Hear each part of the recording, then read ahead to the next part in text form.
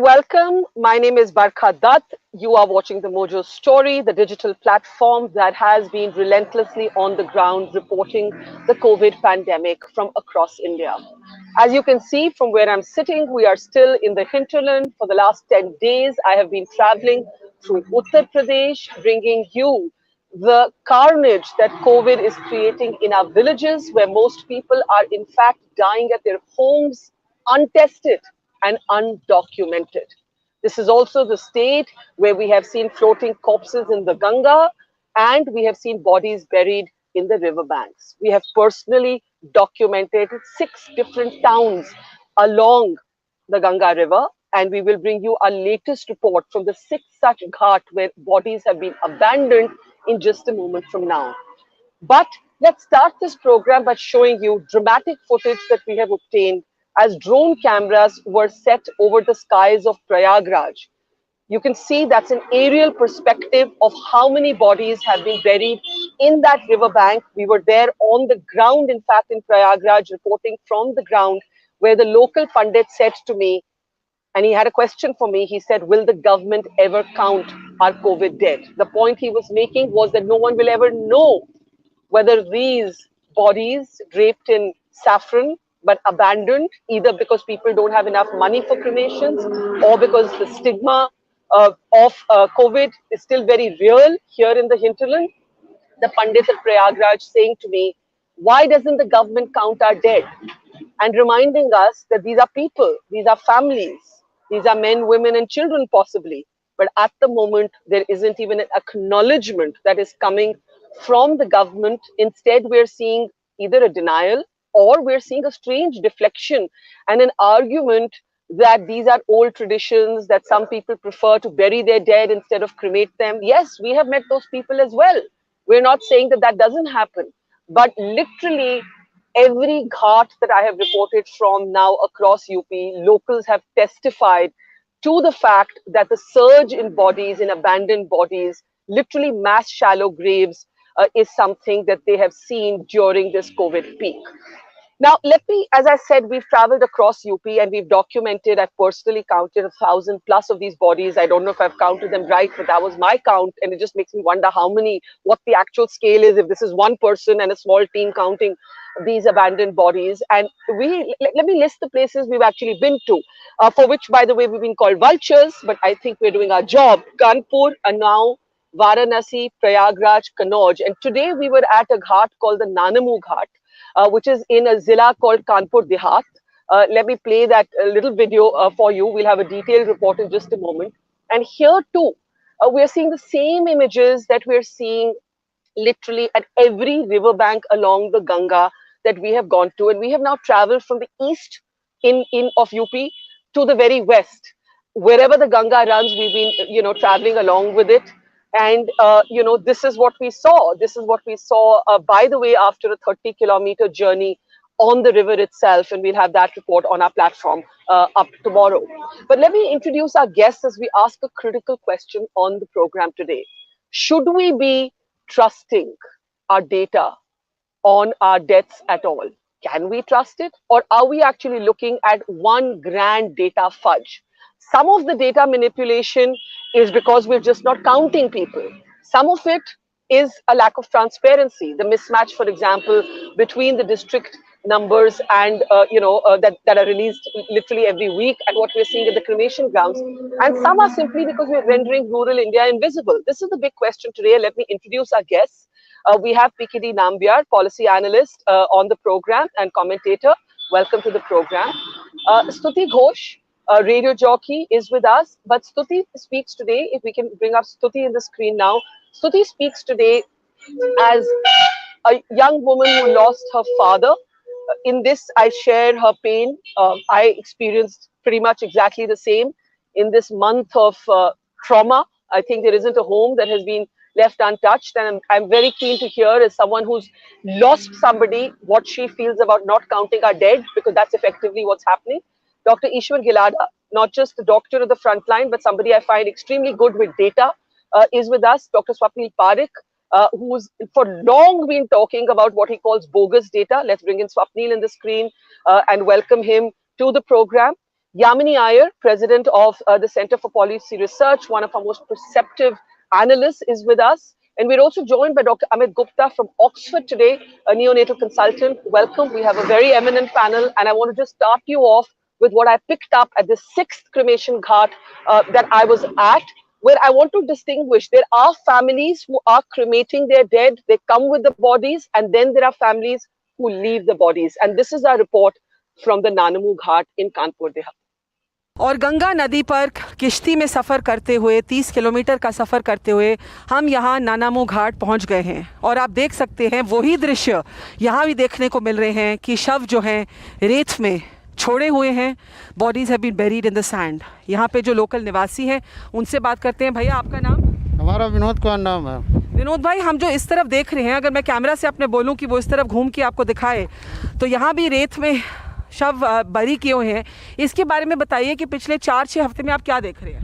4-6 हफ्ते से करीब 50-60 लाशें आ रही हैं डेली यहाँ पे। कितनी लाशें? 50-60 डेली। अब वहाँ आ रही हैं, कोई दिन 100 आई हैं यहाँ। अच्छा, कभी कभी 100 लाशें आई हैं, नहीं तो 50 से 60 भी आई हैं। और कुछ तो शव जला रहे हैं, लेकिन ये जो रेत में छोड़े जा रहे हैं, क्या लोग इनको डर के मारे छोड़ जाते हैं? बताइए। ये गाड़ देते, जगह ऊपर है नहीं, यहाँ रेती में गाड़ते हैं। अच्छा, लेकिन ये जो आते हैं कहाँ से आते हैं? अभी तो बाहर बहुत दूर दूर लोग के यहाँ हरदोई के, संडीला, राघव, इधर सब कहूँ क्या जाती लाशें। ये भी माना जा रहा है कि कुछ लोगों के पास पैसे नहीं है, कुछ लोग कोविड से डरते हैं। हाँ, बताइए इसके बारे में। इसीलिए लाशें गाड़ते हैं, जलाने कोई दिन पैसा नहीं है। हाँ। तो क्या करें, मजबूरी अपनी रेती में गाड़ रहे हैं। ये है, ये भी एक कारण दिया जा रहा है कि रेत में इसलिए लाशें गाड़ी जा रही हैं कि लोगों के पास लकड़ी और अंतिम संस्कार के लिए पैसे नहीं है। कोविड का डर भी है। हाँ, डर भी है कि ऐसे ना लाशें कोई छूता भी नहीं। कोई 4 आदमी आए, दूर खड़े रहते हैं, तो उनके घर वाले आए, 4-5 आदमी आए, गाड़ देते हैं और फिर छोड़ देते हैं। क्या करें, मतलब डर के मारे कि कोई कुछ कहे ना। हाँ, इसीलिए छोड़ देते हैं। रात को आते हैं? नहीं, दिन आते हैं, रात में नहीं आते हैं। कुछ मालूम कभी हमें पता लगेगा कि इन शवों पे किसका नाम है, कौन कोविड वाला था, कौन नहीं? ये मैं कोई नहीं जानता। जब कोविड की गिनती होगी कुछ पता लगेगा कि कौन कौन था यहाँ? अब यही घाट वाले जमादार लोग ये बता सकते हैं। तो ये कहते हैं कि एक तो कारण है डर, दूसरा कारण है कि पैसे नहीं हैं। और आप दूर दूर तक देख सकते हैं कि हम आपको 5 शहरों में 5 घाटों में ये दृश्य दिखा चुके हैं। अब हम ये 6ठी घाट पे खुद ही गिनकर आपको दिखा रहे हैं कि कैसे not just is there a surge in cremations, but here is the 6th such ghat where bodies have been lied buried in the sand. And I do not understand why we are not seeing an acknowledgement of this calamity from the government, because this could well be the next public health crisis, apart from the flawed morality of not counting our dead. So both flawed morality and questions over data. And it also leads to a question over framing policy. How can you actually frame policy that can protect our people if you're going to be in a hurry to declare the second wave over, and the second wave is being declared over or peaking based on fatalities that are actually not accurate? So there are many dimensions to this. There is a moral and a public health dimension. There is the dimension of a country that won't own its dead. There is a dimension of a democracy and a lack of transparency. And there is the dimension of what policy you frame on the basis of numbers that are massively undercounted. Yamini, I'll start with you. Modelers have different estimates for what the death count might be. It's ranged from a Brahmar Mukherjee who argues that 1.2 million people are already dead, to an Ashish Jha who says another million will die at these rates by June. But our official count is just so off from these numbers, and it raises all manners of questions for us as a country. And when you try and ask these questions, it's immediately converted into some sort of fake nationalist sort of argument. So what's at stake for us as a country if we are miscounting and massively undercounting our debt? I think the most important thing, Barkha, as you say, there are 3 crucial things, as you rightly lay out, about our failure to count the dead properly. One is about the nature of our democracy, about the nature of dignity and rights to our people. So there's a critical issue about the dynamic of our social contract. If we ignore the dead and we refuse to give them the dignity that they rightly deserve, we are fundamentally undermining the core social contract that all citizens forge with their state. But from a policy perspective, in the midst midst of a pandemic which is still unfolding, where we need to know and learn a lot more in order to be able to get our treatment right and to figure out what the appropriate policy choices we need to make to get to the end game of that pandemic, which is to save as many lives and as many livelihoods as possible. We need to count our dead to be able to understand the transmission dynamics and what we can learn about how COVID itself is moving. Anecdotally, for all of us who have been through the second wave, and particularly in big cities where the second wave hit in April, we are now just looking at our networks and counting and asking ourselves, was it true that if you're under 45, you're safe? Was it true that if you've had double vaccinations, you're safe? What happens if you have a single vaccination? These are all very, very crucial questions that we need to ask and answer. And one way in which we can answer them is to stop talking anecdotally, but to start looking at the data. The data of the dead will give us answers to very, very critical questions that will ensure that we have a better policy response to the pandemic, that will also ensure that as citizens, we know what to ask of from our state. So we can start asking, were we right as citizens in the context of a vaccine supply shortage that wasn't unknown to all of us to ask for universalization of vaccinations? Well, we'll only be able to properly answer that if we actually know who is really truly vulnerable from this disease. And the only way we'll be able to answer that is to get a better sense of the nature of the disease, the dynamics of disease transmission, and of that understanding, counting our dead and knowing who our dead are and the causes of mortality, why they died, what were the underlying conditions, are crucial. Without that, we are trying to look for an end game to a pandemic in complete darkness. And that darkness, I'm afraid, is going to continue in those horrific pictures and visuals that you bring to our TV screens every day. We need to count our dead, both for the health of our democracy, but also for the ability to make sound policy to respond to the challenge that COVID has presented us with.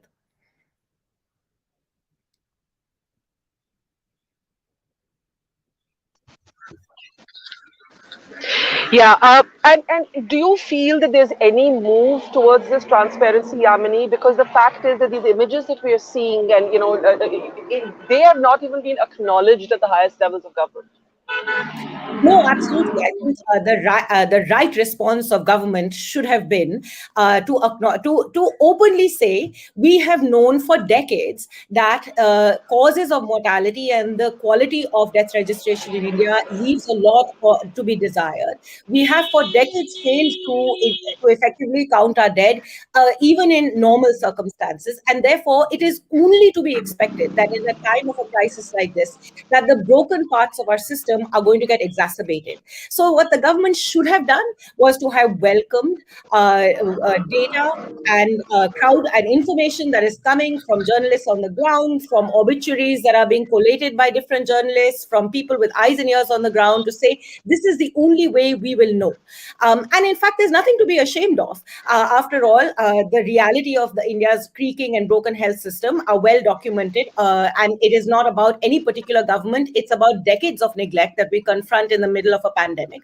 So we could have used this pandemic as an opportunity to say, we know what's wrong. Let's work together to try and find a way of fixing it, rather than hoping that the failure of our system will allow us to brush all the muck under our carpet. And what surprises me even more is all of this is happening at a time when you know that the globe is looking at you, because whatever is happening in India is going to affect the rest of the world as well. There are many reasons why. There are good, sound reasons for policy. There are crucial reasons for our democracy and social contract. And actually, there was a huge opportunity to acknowledge failure and say, let's learn, none of which have been appropriated by the government. Instead, it's trying to control the narrative. The right way to control the narrative would have been to acknowledge a problem that was not of your making, it was of somebody else's making, since we are in a context where public narratives are always being shaped by looking at the past rather than looking at the realities of the present. So blame it on whoever you like from the past, acknowledge the problem and say, let's move forward, because after all, like I've said to you on your show before, we are an IT-enabled management information system, sophisticated state. Every scheme across the whole structure of government has management information software systems. Every frontline worker has a tablet, GPRS enabled, real-time data collection. We talk to the world about data systems. we should say we're going to use these great data systems to tell the world the realities of COVID. There's nothing to be ashamed of. After all, New York saw some of the world's worst deaths. Italy saw some of the world's worst deaths. So, why would India not have to go through the traumas that other countries went through? And we are being open and acknowledging it and improving our systems as a consequence of it. So we give our citizens a better life. That's the narrative we should have stopped. That's the narrative we should have promoted. Instead, we are trying to brush it under the carpet, and it's flawed and undermines the rights of our citizens. Well, that would be the mature response, but that's not the response we are seeing. And Swapneil, you've long been talking about bogus. You've long been talking about bogus data. Given that we may be off by a factor now, it seems of 8 to 10. When I started reporting this story and I was comparing district official data with what I was seeing at the cremation grounds, and by the way, because PKD always says I only make it about Uttar Pradesh, so let me give you an example of Delhi. In Delhi, I went to a cremation ground where, Delhi was reporting officially 400 deaths every day. But at a single cremation ground, the undertaker was cremating close to 130 bodies. One site, one cremation ground, 130 bodies every night for a week. So even in our capital, that 400 official figure did not make sense. Now, Swapnil, you've long been calling the data bogus. I'm worried about what that does to policy, whether it will lead people to declare this second wave absolutely over without taking into cognizance, especially what's happening in the villages. Hi, Barkha. Thank you for having me on. So, before we get into the Swapnil, can you data hear me? itself, let's talk about the Yeah, process by which data actually yeah. informs policy. So, there's a quote that data is not information, information is not knowledge, knowledge is not understanding, and understanding is not wisdom. So even to go from, of course, the data itself is highly suspect, but just when you have quality data, that's not enough. We need credible data, we need accurate data, we need this data in real time, we need it to be transparent, but most importantly, we need data to inform policy and impact health outcomes. If you have credible, transparent data, but it doesn't translate to an impact on health outcomes, that's not good enough either. So we have multiple issues we need to solve in our public health response right now. Let me give you a simple example, right? So how many infections have we detected versus as confirmed cases versus what do the seroprevalence studies tell us? And across the world, we find that somewhere between 10 to 20x the number of infections. In India, some estimates are as much as 50 to 100x, that where there are that many more infections than cases. If there are that many more infections and the mortality data stays the same, are we saying that India has an unbelievably lower infection fatality rate? Is that the claim we are making? If that is the claim we are making, why?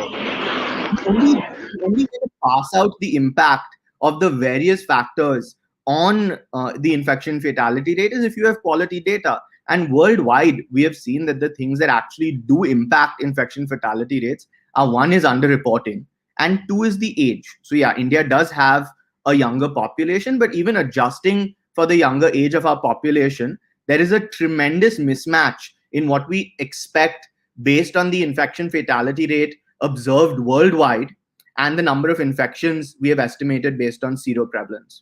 Now, why is this important? So we're not just arguing that, okay, tell us what's going on. It's critical for policy. How many people have been infected in this country? How many people have been hospitalized or are being hospitalized or need hospitalization today? How many people have died?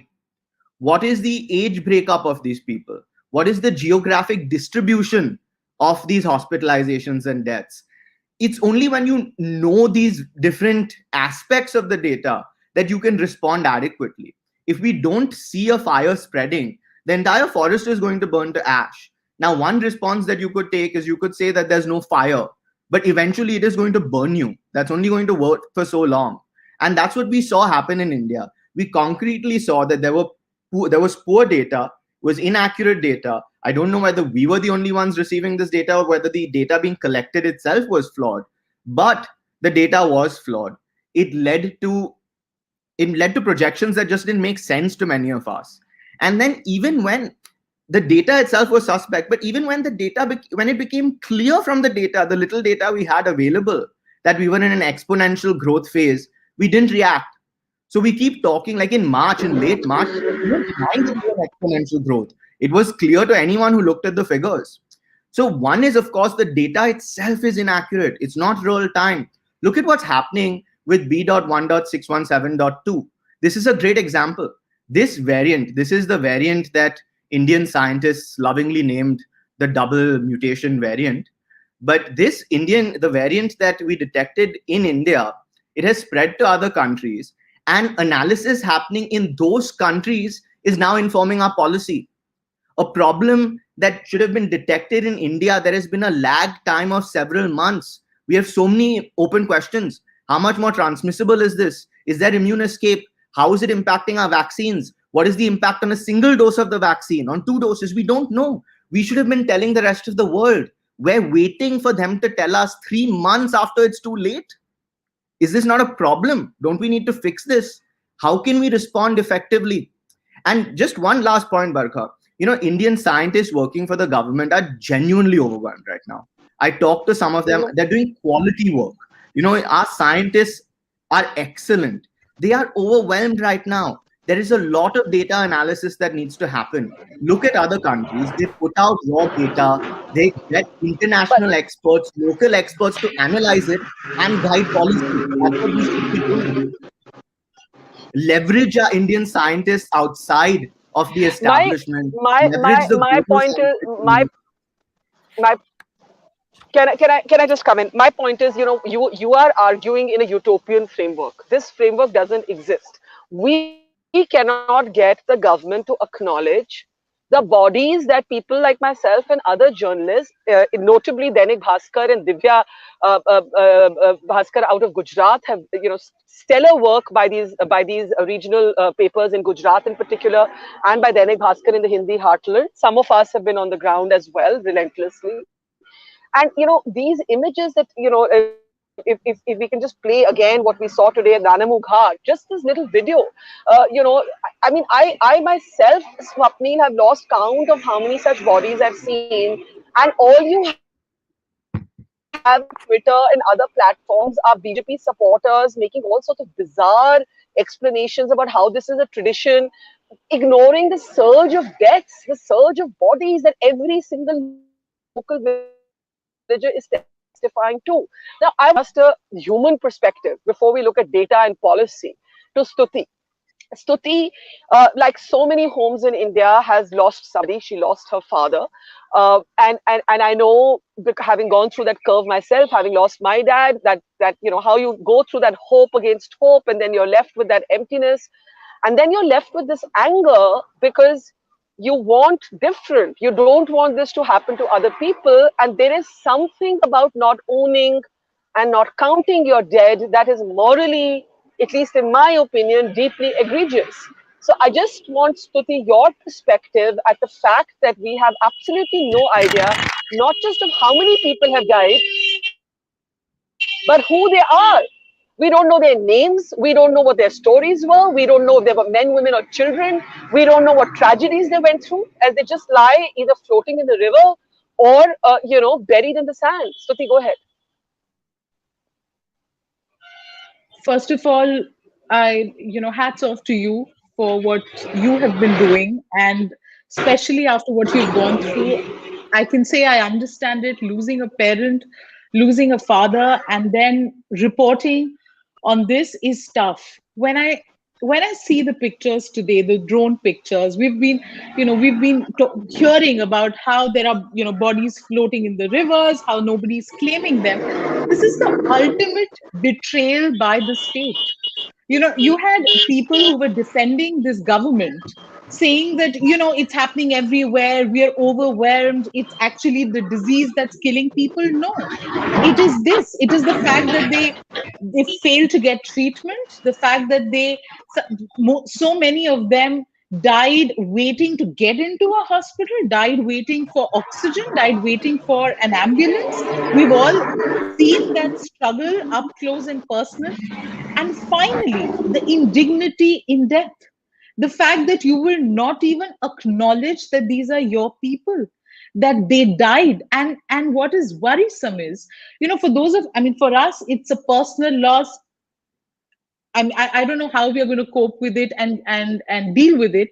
But the fact, what is scary is to see that the government today seems to have absolutely no plan. Because what do you base your data analysis on? If you're not going to acknowledge the deaths, then how do you claim if the peak is on, or we have plateaued, or this is the second wave or third wave, or what's working and what's not working?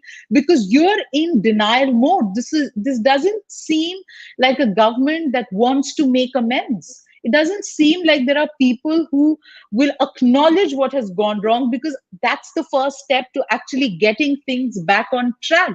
Now, till that happens, of course, if you have, and morally and otherwise, you have failed your citizens. I mean, like you said, there are families that probably were forced to leave their near and dear ones like that, near the ghats, because they can't afford it. They couldn't afford the treatment. They couldn't afford those expensive injections that now you get in black, and they couldn't afford to be able to say goodbye to their loved ones with dignity. And we have this this just shows that we really have no idea which way we are headed, and that is more scary, because the deaths will continue. Nobody seems to be acknowledging it, and even now I don't see the government machinery actually working towards changing this. So for me, it might be a personal loss, and I've gone through what I have, but today I'm here. Just imagine what those families would have gone through who have left those bodies there. It's just terrible. And hearing all the experts here, that's a fear. That what are you basing your data on? Just the fact that, just a number that you seem to be comfortable with, or the reality that is happening on ground, where people are dying for lack of treatment, and then dying, and even that is not being acknowledged. Yeah, when you stop to think about it, and you stop to think that there are real families and real tragedies in those burial grounds, and they're really mass graves. There's no other word for them. It's actually heartbreaking, and it makes you stop, and it makes you really angry that there is no acknowledgement. Dr. Gilada, you've also long been arguing that the numbers don't add up. What is most glaring for you in our official data? What is the most problematic thing? See, India is traditionally mathematical capital of the world, statistical capital of the world. Is also called Jugadu capital of the world. It's currently COVID and Mucor capital of the world. But we hate to be called as a dishonest capital of the world. We don't want to be called as. I don't know why we would like to fudge data. I don't know whom it will benefit. For example, since the beginning of the epidemic, we have been seeing the case fatality rate. That is the number of people dying out of number of people infected from Uttar Pradesh, from Bihar, from Odisha. They were shown as very low. Today, Uttar Pradesh has come to terms and it is 1.2%, but Bihar is 0.7%, Odisha is 0.4%. Why do we want to show such low data? And if we have such a low number of deaths, we should have credible information to support that our health system is so robust in Bihar or Uttar Pradesh or Odisha that very less people are dying. I also attempted to issue a press release, and that time I issued that if something very good in Bihar and UP is there, maybe they have a good model. We used to call them Bimaru states. Maybe they have a good model. Let us have that model copied. But nobody came forward. I mean, you're being sarcastic. Let me show you. Let me show you. I was in one village in Uttar Pradesh, where the villagers said there's not one untouched home. And then I went to the primary healthcare center. Can we please bring up the pictures of what the primary healthcare center looked like? Dr. Gilada, wherever I go, the primary healthcare center in these villages is locked. This is Bassi Gaon. This is the primary healthcare center. इस पे ताला लगा हुआ है. कोई vaccines नहीं है, कोई testing नहीं है. This is what we're actually seeing. You see, we are a very surprising country. The other day they caught a duplicate remdesivir, and then there was a news that those who received duplicate remdesivir, a lot of them survived. And there was a big news item in a very famous newspaper of the country, quoting the district magistrate. That means they don't understand that 95%, 98% people don't die. and that's the reason they could have survived. But we tended to believe that fake remdesivir is better than a real remdesivir. Both may be fake, but basically we have that kind of data. I would like to suggest one thing. If they really want to dig out, number one, if government of India orders or any state government orders that every magistrate count dead bodies, those who are honest will give you some award, will give you recognition. They will count within a day. It will not take time. Secondly, if we really want to count on a yearly basis, we go to the data of 2019, 20, and 21. Number of deaths occurred in that particular month or particular year during 19, 20, and 21. If number of deaths occurred, say X number in 2 years before, and now Y number, what is the gap? If the gap shows that the gap is a huge, but your recorded deaths are very low in COVID, maybe there are some other collateral deaths which have occurred before reaching hospital. But there are chunk number of deaths are occurring because of COVID, which are not acknowledged as COVID deaths. Now, there are reasons how they, if some state or some particular municipal corporation want to show less death, they can say in the same number of deaths occurring, saying that he has a diabetes, he has some other issue. So don't count it as COVID. Put it as a diabetes death. They can do that. They can also do in number fudging. Like, for example, they want to show low numbers, they will do more antigen test rather than RT-PCR test. The false negativity in RT-PCR is 30% and 70% in antigen test. So as far as numbers are concerned, you are showing a huge number of tests are done. A lot of people are coming negative. Yeah. So they can always do So the this. question, the question I have is, how does this get reconciled? And before I go to Dr. Amit and PKD Yamini, all three of you, I mean, Stutee has spoken from an emotional place. The three of you have spoken from a data policy place. But when the state does not respond in that way, what is the option for citizens? We are living at a time when we can't get an acknowledgement on the floating corpses, we can't get an acknowledgement on an acceptance of the mass shallow graves, we can't get an acceptance that people are dying in villages, we can't get an acceptance that there's a mismatch between cremation ground data and official data. So it's like the compact between the citizen and the state is damaged or it's broken. So what do we do? Yamini, Barkha, to you. Yeah. Barkha, if you look back to what you were doing last year at this time, the invisible people of our cities who the state has consistently avoided recognizing were brought to light when they were forced to exercise their rights by telling the state, I don't trust that you will help me in the city and I'm going to walk home regardless of what you tell me. And it was documented by all of you. If you look at what we are talking about today, where the state is ignoring citizens and refusing to give them the basic dignity justice and talk about this. I think the one thing that saves us as a country is that for all our flaws, deep norms of democracy are deeply embedded. Even in the context of a media that is mostly compromised, the stories are coming out. They're coming out on platforms like yours. And ironically, they're also coming out in some mainstream media.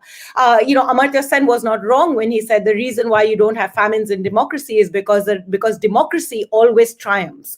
So I think as citizens, it is our duty to consistently ask our government these questions, to document, to bring voices that aren't heard back into life. And something else, as everybody was talking, I was reflecting back to my long experience in policy with government, and often not so much in health, but in other sectors. And every time we go to the state in different forms, in pandemic or not, crisis or not, with data that gives them a glimpse of reality, the reaction of the architecture of the Indian state has always been, madam, aapka sample size galat hai. If the reality is uncomfortable, then you will be told that there's something wrong with your data. And as a policy researcher and somebody engaged in policy, I always know I've hit the nail on the head when I'm told that there's something wrong with my data. As a state, we have to start recognizing that reality is important. Acknowledging reality is crucial. And then we can do what Swapneil was talking about, which is step 2. Once we acknowledge reality, try and build a state that is a learning state, a state that says, I want reality to learn to do my job better. That's where our politics comes into play. So I hope at least that our democracy will highlight the realities that we are seeing in this pandemic to the state, demanding, asking, and questioning. And that through that process, we can ask for a state that recognizes reality and doesn't want to brush reality, and a politics that wants to engage with reality and not give us dreams that it cannot fulfill. Can I just want to bring in Dr. Amit Gupta now. You know, these slides that we're seeing on our screen are official, and I personally don't even pay attention to them anymore because, you know, I think literally none of us who are on the ground believe this number of approximately 4,000 deaths that we report every day. But in terms of both being a doctor and someone who's a, you know, who has views on what policy should be followed, are you concerned that the same triumphalism in February that proved to be suicidal and that brought this country to its knees, we're seeing almost the same instinct now? The number of data crunchers online who are so busy declaring that the peak is about to plateau, and even if that's true for the cities, are literally only talking about the cities, and we can keep hammering home that people are dying in their villages, at their homes, and nobody's looking at these deaths. Yeah, I think absolutely right, Parikh. I think this is a real point of worry. You see, I've said this on Twitter as well. The focus from the cities is going to shift because there have been lockdowns in the cities, and there'll be a true diminishing in the rate. But then, who's going to bear witness in the villages? Because the virus is ravaging through Bihar and Uttar Pradesh and to West Bengal and all the states. So this kind of triumphalism is not going to help. But I just wanted to make a point that I would like to really ask the people who are sitting in the seats of power is, do they really think this is going to work? I mean, is it going to actually be politically expedient either? Because there is no way that you can hide these number of deaths. There's no way that these pictures are going to disappear. They're going to stay in your consciousness, and they will be there out Yeah. there in the domain. What you will do in the end is going to try to lose the battle completely, because once the people have low faith in you and they don't trust the numbers, because what they're seeing is completely different from what the narrative is. Anything that you propose is not going to hold any the traction in the people. So you then leave the people into a state of everybody for their own, and that leads to all these frenzies. Now, we heard the black fungus thing, and now we've got the amphotericin. We have a friend of mine texted me from Hyderabad. It's saying, वो एक vial जो है 50,000 की बिक रही है. I mean, that is the kind of black marketing that is already started. So you basically end up in a situation where what you then say, which may be genuine, will not be believed. And then people are just running pillar to post. We've seen this with all the drugs. We've seen this craziness with remdesivir. We've seen this for everything. It's because people think that we don't know what's happening. And that lack of control is not going to help anyone. And if they think that in the short term they're going to win, that's absolutely wrong, because COVID is going to really burst through any sense of pride that you've got, any hubris that you have. It did not spare anybody in the West. I mean, let's face it. But we had in the situation in the UK, Boris Johnson very confidently shaking everybody's hands in March and saying, well, what, this is just a virus and this. And very soon, data was in his face and he couldn't escape it. The process is not going to help even the people who think they might help. But what worries me is the class dimension to India, and whether we will react in the same way when because COVID's already in the villages, and we are seeing some acknowledgement of it by journalists, but we are not seeing that reflection at all in the official data. PKD Nambiar, let's make it not about Uttar Pradesh, so you don't give me your standard response that you are only focused on Uttar Pradesh. I'm focused on Uttar Pradesh for a reason. This is where we have seen the mass graves. This is where we have seen the abandoned bodies. This is where we've seen the floating corpses. And this is where the state is congratulating itself on a job well done. And that is what I find problematic, because the data that they're putting out on the deaths is so problematic. But I will say to you that the deaths are being undercounted in Delhi. The deaths are being undercounted in Mumbai. The deaths are being undercounted in Surat. The deaths are being undercounted literally everywhere, everywhere. Now talk is in Indian. Let's not get into one state versus the other. How do you feel as an Indian about the dead not being counted? Barkha, I agree with you 10%. There is no doubt, there is not even an iota of doubt that there is underreporting of COVID. There is the number which has been showing in the government data is way lower than the one which we all can imagine that what has happened. We all have lost somebody or the other in the either in the family or in the close one. So we will never be able to believe the data of a 3 lakh people have only died in the last 1 year or so in India. But having said that, that is one aspect of it, because I'm also from the background of a data person, of a software person. I believe the data is very, very crucial in policy making, and also from the point of view of understanding the real challenges. But one thing, on the contrary, but I also feel that we are not like any other country. We have a lot of legacy issues in this country. We have never, as a country from the last 70 years or so, we have never looked at health as a primary concern or a primary sector to be focused. We are a country of 1.35, I mean, 135 crore people, which is not even a match to any other country other than China. So our challenges with regard to data is data and data collection. And we are also a very big, large democracy. The side effect of democracy is also these data, because these can be fudged at every level, from a panchayat or a gram panchayat to a municipality to a district to a state and to the coming to the national level. These data are not at all coming accurate, which is a very well known fact. And most of the time, the governments, both at the center and the state governments, have also, to a great extent, accepted that these data may not be as accurate as we are all talking about. But having said that, now I'll tell you the real challenge. Now, let me tell you that we say that we have got how many million people or 100 million people have been infected with this virus. But it may be true that there may be much more. There is, as you said correctly, the underreporting. How many people have really gone for an RCP-PCR test?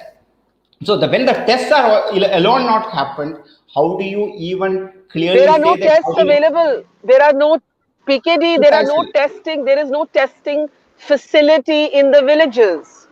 They have Absolutely. to That's go what to the local, find the closest district hospital. Most of them don't go. That is precisely I am saying you. One, today's data, what we are seeing is the hospital death wherein a person who is a COVID patient who is dead in the hospital, that is the only one which is documented. I'll give you one example, and please don't take this number which I am saying is an accurate one. In the last first wave in Delhi, the data which the government of Delhi has released versus after 6 months, the municipal data, which you say that both the three municipalities where the death records are mentioned. I was told by somebody that it is more than 20,000 more. So is that all those deaths are actually because of COVID? How many deaths are happening because of the comorbidity? How many people have died even after having the post-COVID symptoms, heart attack, kidney diseases, or because of other stuff? So the challenge of India is not very simple to be discussed on a policy discussion or a panel. But I strongly believe the people like you must question, people like all of us must question, so that at least somewhere it is heard, and even if a small correction will bring a lot of justice to the people who lost lives. That is where I agree. But Okay. I wanted to really say you one thing, that let's not compare ourselves with any other country. Many other large countries have failed, like US, Italy, and so-called even the Britain have failed miserably when it comes to COVID management or a pandemic management. I think we have also equally failed. Every state government to the central government have failed every citizen in this country, and all of us, including you and me, has also failed in the pandemic fight against the pandemic. So I believe the data is very important. And one more last thing which I wanted to say, there is also a speculation. Can I just jump in? Can I just jump in? 1 minute. Can you keep your last comment for your last comments? I just want to jump in there and say, whatever problems the US and UK had, they have managed to vaccinate their way out of it. They may have had poor starts, but they have managed. They are 1 minute, PKD. I know you have something to say on it. Will come in the next round. I just want to make that point that America is open today. Schools are open in the United Kingdom. Our children haven't gone to school. It's going to be almost 2 years. Yes, they're not the size of our country, the complexity. I take all of that. But if you're going to say that they haven't succeeded, well, they eventually did succeed. Maybe we'll eventually succeed. But our vaccine program is absolutely shambolic, and we need to call it for what it is. Stutee, I just want to bring you in. Yeah, we're seeing the vaccine figures on the screen. It's under 10 lakh vaccinated in the last 24 hours. It's a pathetic number, and it's just down like literally by more than 50%. Let me just come out of that. I want to go to Stutee now, please. Can we come out of that and go straight to Stutee, basically on, just speak a little more about what counting the dead means to families who've lost someone. No, I was listening to this and I keep getting, keep replaying the time when I was struggling with my father, and I'd come on your show about, when I took him to the hospital, then I had to take him out because the situation was that bad. And eventually he became COVID negative, but it was the post-COVID, complications that because of which we finally lost him. And I don't know if in the government data that will even count as a COVID death. And so we are not even here talking about deaths that are happening at home, deaths where people have recovered and then passed away because there's no acknowledgement. There is our government has absolutely no scientific temperament, and you have people who enjoy the backing of senior ministers and government officials saying things like, I don't need a degree to be a doctor because divinity is enough, or talking about Gaumutra. So at a time when we need our government to be looking at these data, to have experts guide them as to how to ensure that we finally manage to have things under control. You have you hear statements like this and it makes you angry and it breaks your heart, because as someone who has lost a near one, I can tell you that I was grateful that I could actually, I got my father's body because he was COVID negative. Can you just imagine what families go through who are not even able to look at their faces, to say the final goodbye? This is such a terrible disease. Just the hardship and the torture that the families, the caregivers have to go through. Of course, those, the people we've lost. And when you say that there are so many bodies that we don't know about, we don't know their names, we don't know what happened to them, but we're just seeing citizens of this country, who probably some of them even voted for this government, being completely let down. This is the ultimate betrayal, and we still don't see steps, we still don't see measures in place to ensure that things get back on track soon. Yeah, I want to come for last comments, and especially to Swapneil, Yamini, and the policy makers in terms of what can be done. Can something be done, or is it too late in the day for us to reconcile this data to any approximation of the truth? But I just want to give you all a sliver of 3 things are happening that are causing this data fudge. One is the mass bodies. The second is the deaths in the villages that aren't being counted, and the third is the mismatch between cremation grounds and what's happening in the official data. This report is from Varanasi, which in the month of April and the first week of May, a 5-week period, declared only 227 COVID deaths. And at one cremation site, the undertaker said he was cremating 2,800 bodies a week in the same time period. Listen. At the cremation ghats of Varanasi, there is a surge of bodies and a surge of heartbroken families. And once again, the official data from the district authorities and what's actually happening here on the grounds at the ghats tells its own story. अगर आप उस तरफ देखें तो आप देख सकते हैं that there are cremations that are ongoing, और 24 घंटे ही ऐसे हालात अब हमें देखने को मिल रहे हैं. हमारे साथ यहाँ पर हैं जो मदद करते हैं अंतिम संस्कार में. सर, आपका नाम बताइए. मेरा नाम संदीप है, हम किंडरगार्टन का रहने वाले हैं. अच्छा संदीप भाई, थोड़ा इस तरफ हम चलते हैं.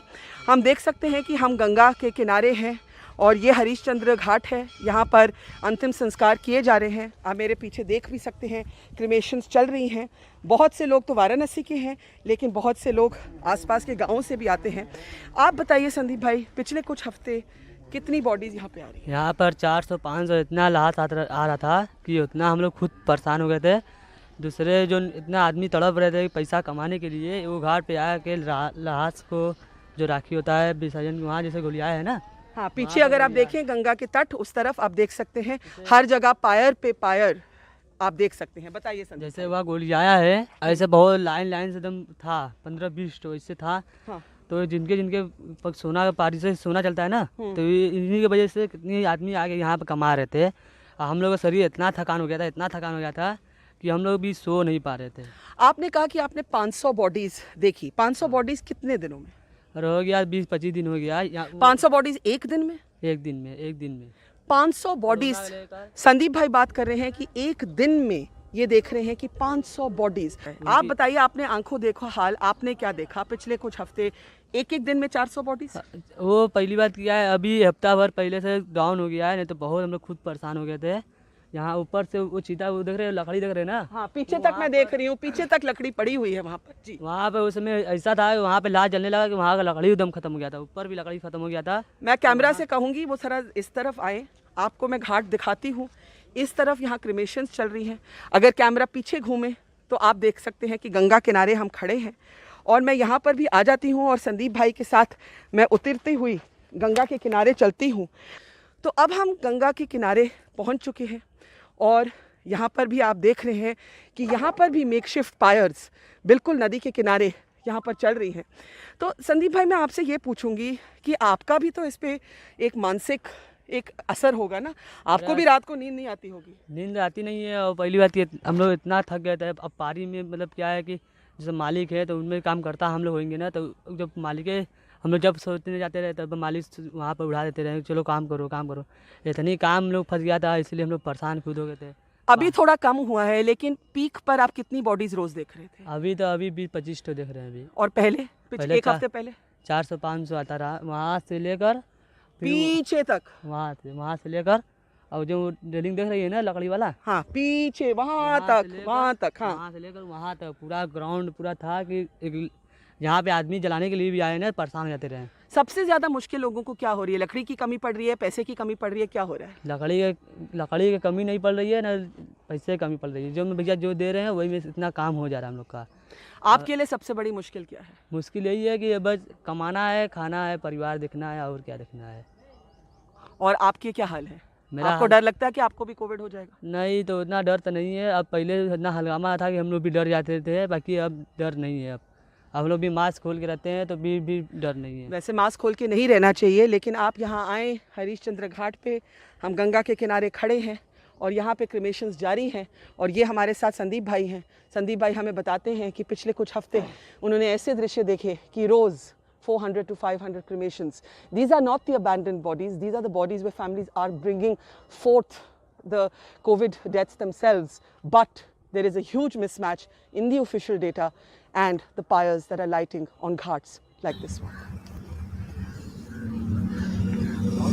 Okay, so you could see there what the import of that report, and basically there's a complete mismatch in the numbers that he's saying he's cremating and what is coming out of the official data, which was 227 for that entire month and 1 week, 5 weeks. Dr. Gilada, let me start with you. I mean, when we see that kind of mismatch between cremation grounds and what's happening in the official data, what do we make of it? Can we unmute Dr. Gilada, please? Yeah. Maharashtra is relatively honest, and Mumbai is more honest than others.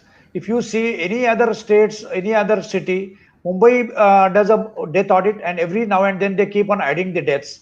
Today also they added some deaths to the number of deaths. So that is the way we should look at. Number two, as a child, I was told by my grandmother that she had seen two pandemics. One was a plague and one was a smallpox. And that time they used to make one cross for each death in every home. So I think in those days when people were not educated, Yeah, somebody will count how many cross are there on this house, 2, 3, 4, and that way deaths were counted. I don't know what is the, there is no rocket science to count deaths. And thirdly, if you declare some incentive that you come and declare your death with the proof, we'll give you this amount, people will come and declare the death.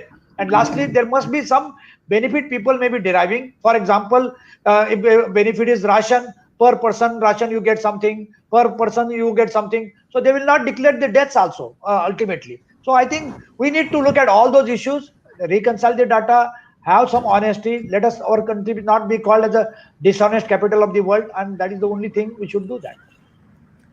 Swapneil? I just want to some of the issues that we will face. The pandemic in India is not contained. Right now, what has happened is we've put in stringent non-pharmaceutical interventions in some places, and that has led to a decrease in the areas where we are looking for spread. We haven't put containment measures into some places, and we aren't looking for spread in some places. So we are seeing an effect of A, what we are looking for, and B, of the temporary restrictions we have put into place. That does not mean the pandemic is over. Exponential growth followed by exponential decay doesn't mean pandemic over. It means our temporary containment measures work. With this virus, there is a strong possibility that even after we contain the pandemic, we are going to see seasonal outbreaks. It may happen every year, it may happen every few years. It won't be as widespread, it'll be contained to small localized areas, but that is also problematic. So we need to analyze data appropriately now to know how to allocate resources at that point. But the deeper issue that I was talking about was even when we had solid data, we didn't act. So in March, when we knew there was exponential growth, we didn't act. I worked on Placid trial. It was a trial on convalescent plasma. Even before recovery trial, the UK trial, which was brilliant, gave a negative outcome, saying that it does not offer mortality benefit. Placid trial gave that same outcome, that convalescent plasma does not offer mortality benefit for hospitalized COVID-19 patients. We did not act on that. We were one of the first to establish that data. We were one of the last in the world to act on it. We have HCQ, we had HCQ, we have ivermectin in our treatment algorithms. So we aren't using even the data we have appropriately. Let me give you one more example. Vaccine-induced immune thrombotic thrombocytopenia, WIT. Now, before I say this, I just want to explain to people the COVID-19 vaccines are safe. They will save your life. If you have a chance to take them, please take them. We are right now talking about data integrity. The vaccines are great. I'm double vaccinated. I would recommend that you do it as soon as you can. Worldwide, we are seeing that the rates for WIT, the incidence rates, vary between 1 in 20,000 to 1 in 100,000. Worldwide, we are seeing that it tends to occur more in young people. India is reporting the lowest figure, less than 1 in 1 million, when we have one of the youngest populations. Now, when you see data like this, what is one supposed to think? And this permeates right from the bottom level up, when the individuals who are coming across these adverse events aren't recording them properly, to the people who are auditing this information. The vaccines are safe. This is very rare. You must take them if you have a chance. The point is this culture of not collecting data appropriately and then thinking that, oh, miracle, India is not susceptible to this outcome. India, infection fatality rate is 100 times lower. Incidence of WIT is 10 times lower. We don't question the integrity of the data. We don't question whether the data is credible. And that is a huge mistake. I have a question, and I'll end on that. Do we want to fix the problem? So no. If we want to fix it, we need credible, real-time, transparent data. There is no other way to do it. If we want to fix the problem, it starts with that. And then, of course, we have to use that data to inform outcomes. I'm just not sure that we want to fix it, because I just can't see any explanation for looking the other way from what's happening in rural India. Okay, I've got just a couple of minutes left, so please make your last comments brief. I'll start with you, Amit, then PKD, and then Stutee, and then Yamini can have the last word. Amit, go ahead, please. Thank you very much. I think a lot has been said about data. I just want to say that whoever people sitting in power should realize that this is not going to reap them any political benefits. You know, this is Aate mein namak mein aata. This is such a big problem that it's not going to go away simply by trying to manage the narrative. So the sooner they level up, the better it is. People will forget, people will work with you. And this has been the case all over the world, not just India. But you need to treat people like adults and say, this is how bad it is. And I think that will be a far better way to go. This problem is not going away in June or July or in August, as you just said, Parikh, Dr. Parikh said. This is a slow burn. You lift the restrictions and the numbers will start climbing back up again in the metropolis, in the big cities where you are having a focus on.